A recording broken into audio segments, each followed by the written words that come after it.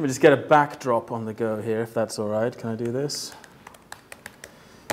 Because it's always nice to have some pretty pictures. There we go. So Skoog, right? This is current Skoog. It's a tactile, cubic musical instrument, created for kids and stuff. But I had a fancy multimedia, 3D, virtual reality presentation prepared for you. But in the transition, things got kind of messed up. And it actually made me think, that what Simon actually asked me to come and talk about was funding and the route that gives. And whilst, I'm happy to talk hours about our product, I think what's more relevant, and I mean, you guys aren't here necessarily to buy it, although it is available in the Apple Store on Princes Street, so do go and buy one, okay? But it's more about the journey and more particularly about funding. So kind of ruined my intro that I'd been working on. So yeah, how did two academics based in Leith, right, end up selling globally through the Apple Store, right? Obviously, genius ideas, right? An incredible talent, but more importantly, supportive funders and supportive investors. Now, we've been through the kind of pretty much, I think, the whole gamut of kind of startup life. And I would still classify us as a startup, although we're very old. I'm not sure when you stop being I think when you start making money, that's probably when you stop being a startup. But,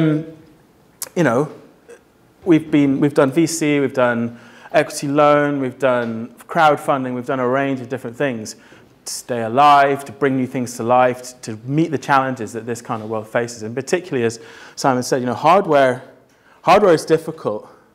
There's many a time that David, my co-founder and business partner, who, he is a software guy, has routinely said, I wish we didn't make it, Why can't we just do software? This would be so much easier.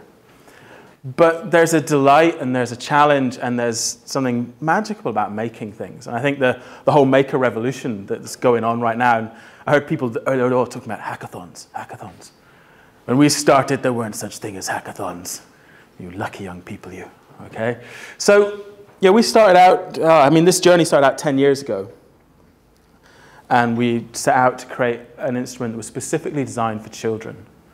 But more importantly, one that would involve all children. So it had to be accessible to kids with disabilities, as well as more able kids. That presented some challenges. And we decided to overcome those challenges by creating a box, a cube. There's loads of stuff on why this is so kind of, why it works. But it works well enough for it to be picked up by one of the bigger brands around. So we now, with a new version, are working closely with Apple, who have been incredibly supportive, and we retail globally online with them, and we're now in about 80% of retail stores in Europe, which is pretty cool. And yeah, so I'm here to tell you a little bit more about the funding journey to get there. So supportive funders, and whether you're doing VC investment, whether it's angel, whether it's family and friends, all kinds of different ways of getting stuff backed up, whether it's a crowdfunding thing, I think one of the things that we've definitely learned, and the thing that I would, if I could pass on anything, is be communicative. Keep them informed. There are different schools of thought with investors and boards and these kind of things, and some people, different ways of dealing with that, and it depends on who you have on your board. But if people know what's happening, if they know what's going on, if they know the challenges that you're facing, then they're so much more likely to be supportive.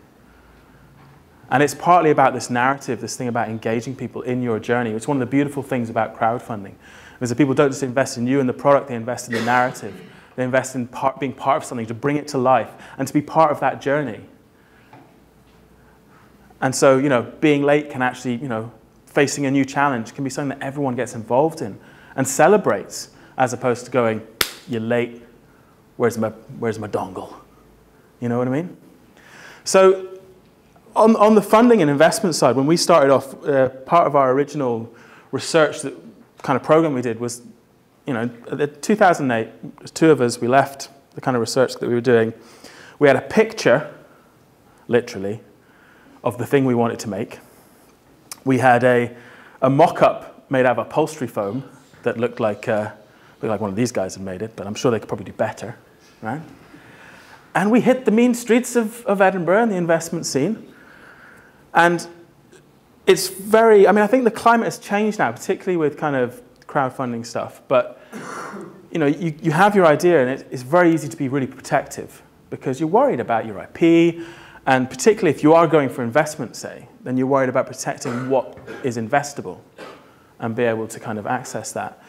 But the key thing is to get out there and start talking to people, okay? And talking to people about what you're doing. And as soon as you start telling people about what you're doing, people will help you. It's a weird thing, but most people will want to help you, okay? And as Simon mentioned at the beginning, there is starting to grow a really supportive community in Scotland and around Edinburgh. Although, scary fact, right?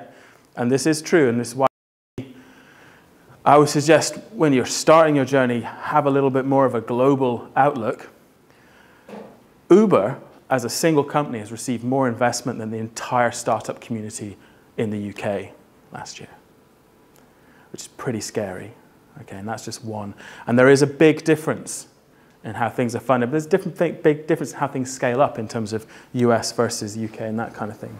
And, you know, the largest thing can be quite scary, but, you know, it's much more of a global approach. So, you know, how did we end up getting where we are today, which is in this great position, this great partnership with Apple? Supportive funders. So when we first started, we started kind of going out, and there are several networks in Scotland, in the UK, and things like this are, you know, fantastic. But get involved, like you're doing. But we went through something called Link Scotland, and it's literally a kind of, you sign up, and then you go out and you do pitches, and they pull together rooms of people with money, and you say, "Please, can I have some?" And they go, "No," and you go, "Okay, I'll see you later," right? And go get something else, you know. And it's basically like Dragon's Den style kind of pitching. You get wheeled through. And we actually got our first round of money from the first pitch we ever did, which was lucky because we got quite jaded by the end of it. You know, you do 20 or 30 of these things. But there are all these networks. So don't sit on your idea. Don't be scared to talk to people about it. Get out, ask the questions. And the other thing, and so we managed to raise about 400,000 in the first instance, got our first kind of round in about 2010. Took a while. And we began, and one of the things that was, and I think this actually reflects, interestingly, on what's happening now with crowdfunding and the kind of maker revolution, that when we actually got our funding, came to market, part of the brief of our original project was to create a commercial prototype, something that had to be able to go to market very quickly. So we were constrained in the development by having to use off-the-shelf electronics. So positive of that is CE marked, everything's ready to go, you stick it in the box, boom, you can go to market. But when we had the investment, that was one of our pitch positives, was to say, well, we can get this straight out there, and it's ready to go. But which meant it did go straight out, and there was less thought put into how do we sell this, how do we market this. You know, we had customers already, which is a great thing. And again, with crowdfunding as well, you'd run a crowdfunding thing, and I'll talk about the one a couple that we've done later a little bit. You know, you've got customers and you're out, but as soon as you have customers, you have to start supporting them as well. And you have to think about how are you going to support them? You know, are they international? Where are they based? What languages do you need? What kind of documentation do you need? And did you know that China has completely different safety testing rules than anyone else? Okay? If you're thinking of selling in China, just be careful. CE doesn't cut it. They have entirely their own compliance standards and laws. And they're actually, interestingly, stricter than everyone else. Okay? And it costs more. But be careful of that, because China is a big growing market as well, particularly for tech, you know? It's somewhere where you kind of want to be, but there are different challenges. So we got our first round of investment. We went straight to market. We started producing, started shipping. We had customers, which then we tied us in. And we'll tie you in. As soon as you have customers, you're involved in customer support. But the positive side of that is getting feedback on your product. You know, finding out what people are doing it, finding out what's wrong, what's right, what works, what doesn't, making the changes you need to change, evolve that. The nice thing about, you know, things like Indiegogo is that, you know, you can pre-fund a manufacturing run. You can maybe even do it in a short run because you can change the pricing structure because of the overhead change, because you're bringing the cash flow forward, all these different types of things, which means that if there is an issue, you can change it and fix it, and you're not stuck with 250,000 units that are just not compatible with a new iPhone size, okay, when it gets released and they change the form factor.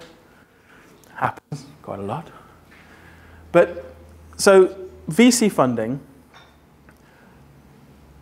make sure that you're open and willing to create a dialogue and keep that dialogue going, I would say, with investors, whether it's a firm or whether it's an individual.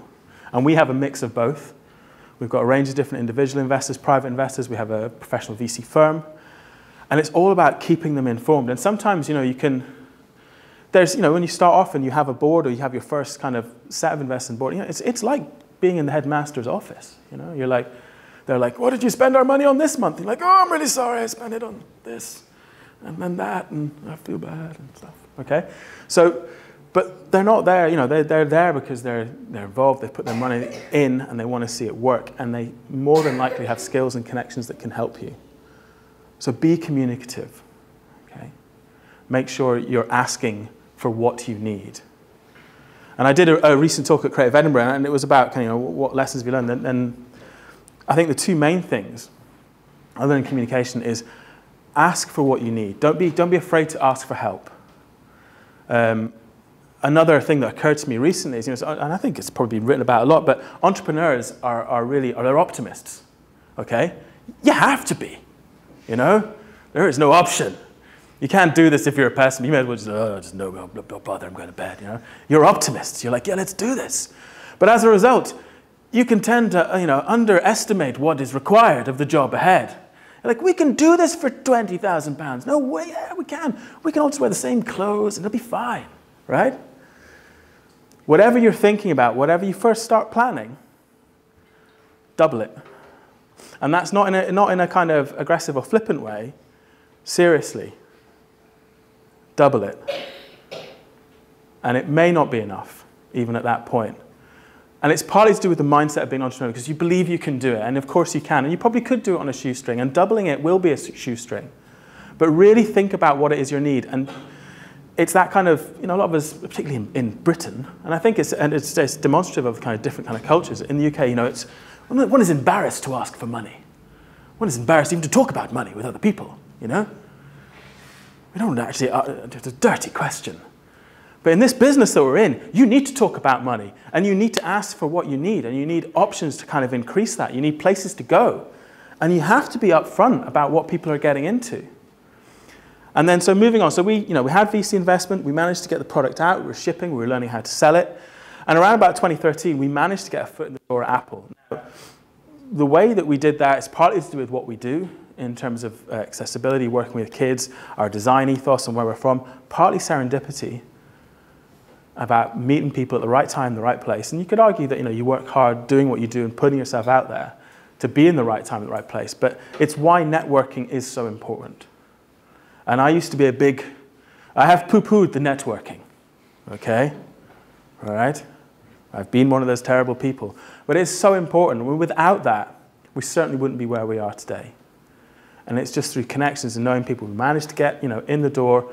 And then, you know, our product did the talking, and we managed to, you know, get some stuff going on, and we decided to build this relationship. And then our investors kept supporting us. You know, you keep communicating, you know, you keep asking, and obviously they want to make sure that what they've put in is going to be used effectively, and that you can support that. But the more forward thought you can give that, and I think that's another really important thing. It's so consuming, and in particular, particularly in the hardware kind of world, where you kind of have to plan ahead and you're thinking about runs and how you get things out there. You get very much consumed in that physical thing, or software as well. It's no different really, I suppose. And supplying and delivering it, that it's hard to think, you know, 6 months, 12 months, 3 years. And you do your first business plan and it's got a 5-year projection and it looks like a hockey stick and everyone's like, yeah, we're going to make millions, okay, right? And I hope you do, and I'm sure you will, but it's not necessarily always like that.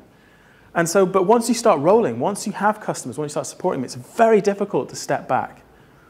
But keeping that long view, keeping time each month to stand back and go, right, what are we going to need in 6 months? Because it will come really quickly. and it will bite you. But if you can get ahead of that and think, I reckon we're going to need some help.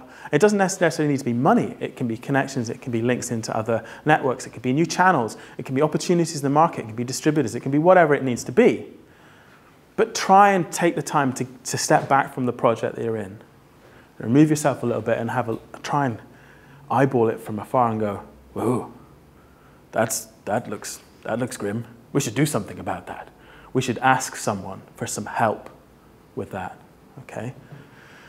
So we started shipping the first product on Apple in 2013, and it became very quickly apparent to us, as it did Apple, that the product, although the concept is fantastic, we needed to make it. It wasn't wireless. It didn't work with the iPad. It was USB only. It cost too much. It was £400, £500.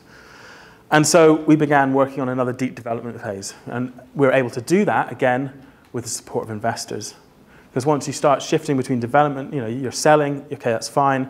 But if you need to shift back into development, undoubtedly, and unless you've got a team of 20 or 30, it always amuses me when I see any company that has a team doing things. Because there's still only 4 or 5 of us in the whole, and it's like, so as soon as you speak to someone, they go, yeah, we'll get the iOS team on that, and you're like, team? We've got like half a guy doing customer support, or 3/4 of a lady doing kind of accounts or whatever it is, and it's like teams, whole people, more than whole people doing single jobs. That is just genius. Who would ever thought that would work? Okay, so you have to be adaptive. So keep your funders informed. Be adaptive to what you're doing. Try and have a long view, but keep that long view going. When you're pricing a product, knowing that it's a product for good, so people get a benefit. This is the target audience who will benefit from this. Clearly, you need to make money. You need to pay for it, and then there's but the more people that get this, the more benefit it will have to. Okay, so you're doing something good. You want to. I mean, for us, it's all about accessibility. So we want to make it as affordable as we want everyone to have it. We want to give it away. Luckily, one important thing in all of this is if you can have a business partner who has possibly a different viewpoint to you, that's really helpful. Not in terms of concern, but just a different way of coming at things. Is that a fire alarm? Seriously. Come on now. That's one thing. But no, so that has been a real challenge for us. The equivalent product when we started was £3,000. So that helped, that we were kind of 500 quid. But even then, our investors and the other channels we were working with, they were like, why are you charging so little for this? And we were like, well, we're ashamed to charge anyone for it. It's that kind of, we want to help, we want to give it away.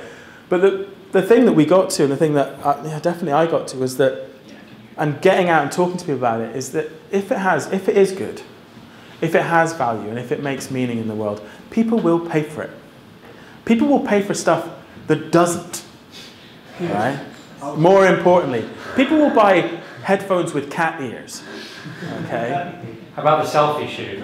Whatever. Always get I don't know. I mean, thing I've ever there seen. is stuff that people will pay for. Attach your phone to your shoe. But I think that's a really important thing. So people will pay stuff that doesn't make meaning. So you have to, and it is, you're just like, well, does this affect this kind of social element of what I'm doing? But people will pay, councils will pay, funding will pay for things that are good and make the world a better place. And it's okay to ask. And again, this idea of asking for what you need. It's okay to ask for money. And people expect you to live and eat and be able to do what you do. And ideally to be able to evolve it and support it. And that's the other thing. It's that kind of having your own view. It's like, well, we're going to need to charge this for it because we need these people to help make this work. And it's not just about that single point purchase, which I think the crowdfunding side of things can make things difficult because it's very much on that, we're going to make this, it's going to cost this, we're going to make a bit of money and then we'll supply it and then we're done. But that whole process around that and then the support and delivering it, and packaging, and then safety tech, and all those kind of things that kind of spiral out around it, really requires a lot more. So really think you have to think about your pricing, but you have to. It's a slightly bitter pill, but it's okay. Okay. All right. So, round of applause.